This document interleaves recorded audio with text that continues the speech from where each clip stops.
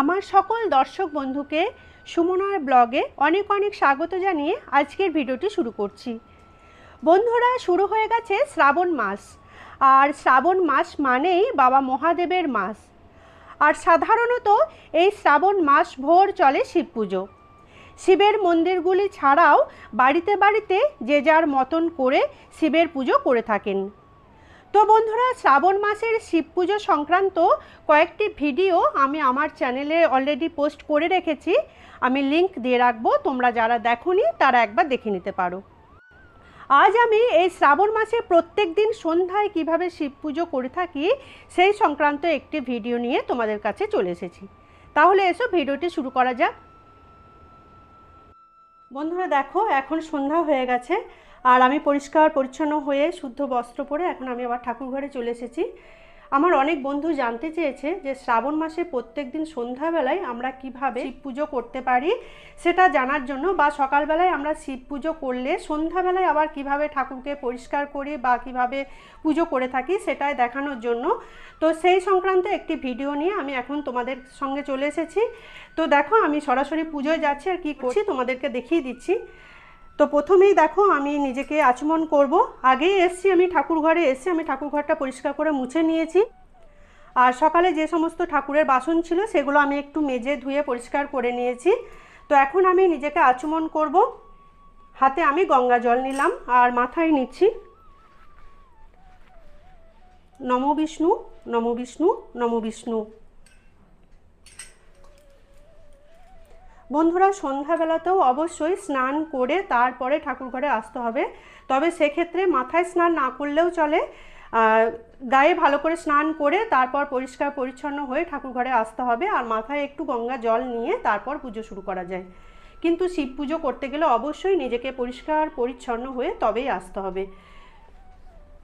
তো দেখো, এখানে দেখতেই পাচ্ছ যে আমি সকালবেলায় আমি শিব পুজো করে গেছি। এখানে আমার সমস্ত ফুলের মালা সব কিছু ঠাকুরকে চাপানো আছে।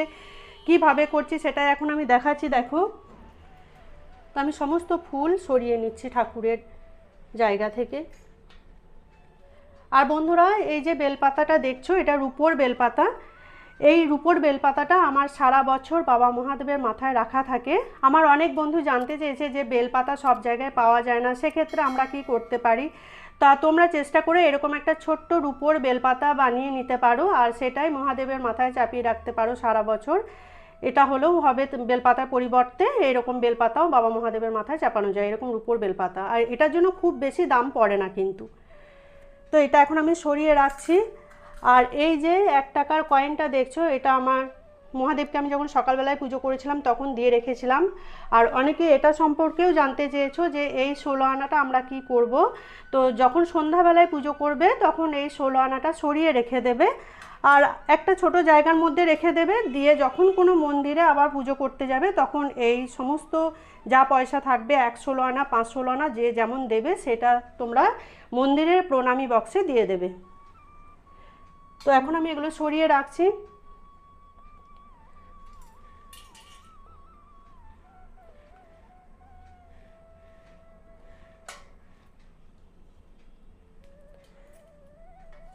বন্ধুরা, এই বেলপাতাগুলো আমি তুলে নিলাম, কিন্তু এই বেলপাতা থেকেই একটি বেলপাতা আমি নিয়ে নেব। বেলপাতাটাকে সুন্দর করে ধুয়ে নেব, দিয়ে আবার চন্দন লাগিয়ে আমি বাবা মহাদেবের মাথায় রেখে দেবো। আর বেলপাতা মনে করা হয় যে বেলপাতা কখনোই নষ্ট হয় না। একটি বেলপাতাও প্রত্যেক দিন ধুয়ে চন্দন লাগিয়ে সেই বেলপাতাটাই মহাদেবকে পুনরায় দেওয়া যায়, কোনো রূপ অসুবিধা হয় না।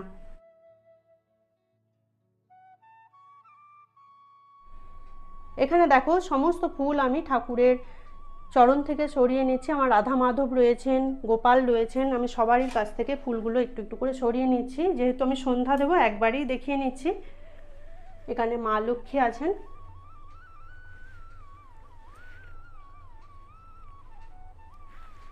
আর বন্ধুরা, এই যে এখানে দেখছো, এই যে চিত্রপটটি দেখছো, এটা হচ্ছে বাবা বৈদ্যনাথ। আমি যখন বাবাধাম গিয়েছিলাম ওখান থেকে বৈদ্যনাথের এই চিত্রপটটি আমি নিয়ে এসেছি। তাই এই যে বেলপাতাটা আমি সকালে দিয়েছি এটাই আমার সন্ধ্যাবেলাতেও রাখা থাকে, ওনার উপরেই চাপানো থাকে।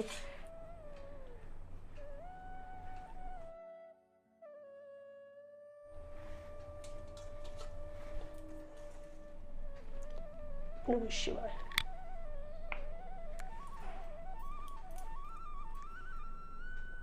তো তোমরা দেখতেই পাচ্ছ যে দেখো আমার বাবা মহাদেব এরকম জলের মধ্যেই রাখা আছে। আমি সকালবেলায় জল ঢেলেছিলাম, সেই জলের উপরেই বাবা মহাদেব আমার রাখা রয়েছে। এখন আমি সুন্দর করে মহাশিবকে তুলে নেব জল থেকে, আর পরিষ্কার করে এই দেখো নরম সুতির কাপড় দিয়ে আমি মুছে নিচ্ছি।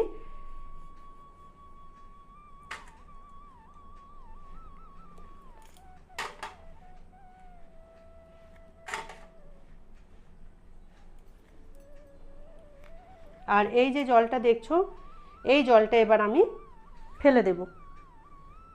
দেখো আমি এই বাটির মধ্যে ঢেলে নিচ্ছি মহাদেবের স্নানের জলটা। এবার এই যে জলটা দেখছো, এটা আমার কাছে মনসা গাছ আছে বাইরে, আমি মনসা গাছের নিচে দিয়ে দেব। আর তোমাদের কাছে যদি মনসা গাছ না থাকে সেক্ষেত্রে তোমরা কোনো ফুল গাছের টবে দিয়ে দিতে পারো। তো আমি দেখো পাথর বাটিটাও সুন্দর করে মুছে নিলাম। মুছে নিয়ে এবার সিংহাসন আমি তুলে দিচ্ছি। বন্ধুরা, এই সব কিছুই কিন্তু আমি আমার সিংহাসনে যখন পুজো করি সেখানেই করি, কিন্তু আজ আমি যেহেতু তোমাদের সাথে পুজোটা শেয়ার করছি তাই আমি এভাবে আলাদা করে বসিয়েছি মহাদেবকে আর দেখাচ্ছি। পৈতেটা আবার পরিয়ে দিলাম।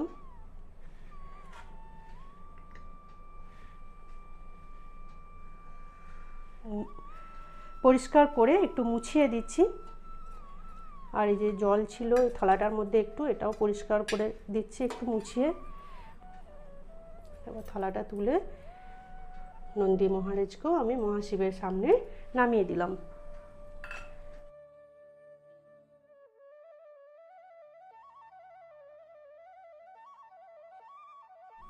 তো বন্ধুরা দেখো, সকালবেলায় আমি যে সমস্ত বেলপাতাগুলি বাবা মহাদেবের মাথায় চাপিয়েছিলাম তার থেকে একটি বেলপাতা আমি এখানে ধুয়ে নিয়েছি, দিয়ে রাখলাম।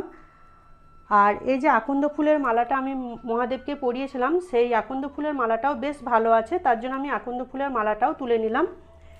দিয়ে এবার একটুখানি আমি গঙ্গা জল দিয়ে দেব, মালাটাতেও দিয়ে দেবো আর আমি বেলপাতাতেও দিয়ে দেবো।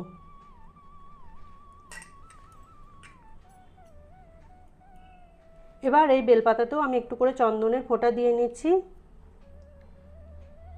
আর এই যে বেলপাতার এই যে মাঝের অংশটুকু যেটা থাকে, এই অংশটাতেও সুন্দর করে চন্দন লাগিয়ে নেবে, এটা মহাদেবকে স্পর্শ করে থাকবে। ফুলের মালাতেও আমি একটু করে চন্দন লাগিয়ে নিলাম, দিয়ে পুনরায় এই মালাটা আমি আবার মহাদেবকে পরিয়ে দেব। ওম নমঃ শিবায়, ওম নমঃ শিবায়, ওম নমঃ শিবায়। জয় শিব শম্ভু। ওম নমঃ শিবায়, ওম নমঃ শিবায়, ওম নমঃ শিবায়। জয় শিব শম্ভু। দেখো আমি এখানে একটু তুলো রেখেছি আর এখানে আছে অগরু। আমি অগরুটা সুন্দর করে এই তুলোটাতে ভিজিয়ে নেব। আমি প্রত্যেক দিন সন্ধ্যাবেলায়, শ্রাবণ মাসে বিশেষ করে সন্ধ্যাবেলায় একটু তুলো এইভাবে অগরু ভিজিয়ে মহাদেবের কাছে রেখে দিই। নমঃ শিবায়, নমঃ শিবায়, নমঃ শিবায়। এটা রাখা খুব ভালো। তোমরা যে কোনো সুগন্ধি নিয়েও এভাবে একটু তুলো ভিজিয়ে মহাদেবের কাছে রাখতে পারো। দেখো বন্ধুরা, এখানে আমি দুটি প্রদীপ সাজিয়েছি, একটি ঘিয়ের প্রদীপ সাজিয়েছি আর একটি সর্ষের তেলে প্রদীপ সাজিয়েছি। এই ঘিয়ের প্রদীপটা আমি মহাদেবের উদ্দেশ্যে জ্বালাবো আর এই সর্ষের তেলে প্রদীপটা আমি ঠাকুর ঘরে বাকি দেবদেবীর উদ্দেশ্যে তাদের স্মরণ করে আমি এই প্রদীপটা জ্বালিয়ে দেব। দিয়ে দেখানোর পরে আমি তুলসী মঞ্চের নিচে এই প্রদীপটা রেখে আসব। নমঃ শিবায়, নমঃ শিবায়, নমঃ শিবায়। জয় রাধা মাধব, জয় রাধা মাধব, জয় রাধা মাধব। আমি বলে রাখি বন্ধুরা, শ্রাবণ মাসে প্রত্যেকটি সোমবারে চেষ্টা করবে একটি করে ঘিয়ের প্রদীপ বাবা মহাদেবের কাছে জ্বালাতে। আর একেবারেই না পারলে সেক্ষেত্রে তোমরা সর্ষের তেলে প্রদীপও জ্বালাতে পারো, কোনোরূপ অসুবিধা নেই। পারলে সোমবার সোমবার চেষ্টা করবে অন্তত একটি করে ঘিয়ের প্রদীপ বাবা মহাদেবের সামনে জ্বালাতে। নমঃ শিবায়, নমঃ শিবায়, নমঃ শিবায়।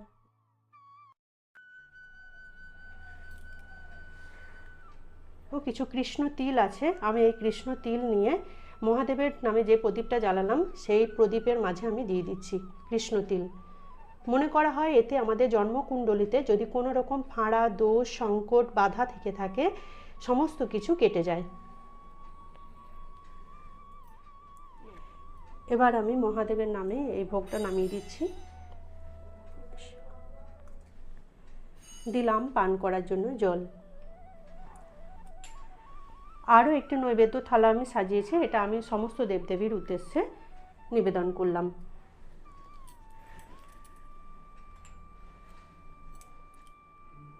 এবার আমি ধূপ আর প্রদীপ দেখিয়ে আমি পুজো সম্পন্ন করছি। নমঃ শিবায়, নমঃ শিবায়, নমঃ শিবায়। জয় শিব শম্ভু।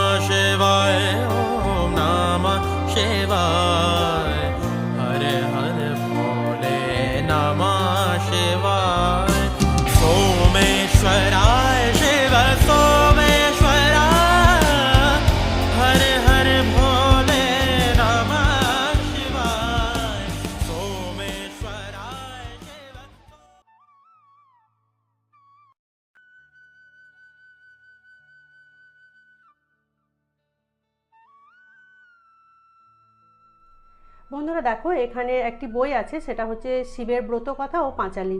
এই বইটা তোমরাও কিনে নিতে পারো, যে কোনো বইয়ের দোকানে এটা পাওয়া যায়।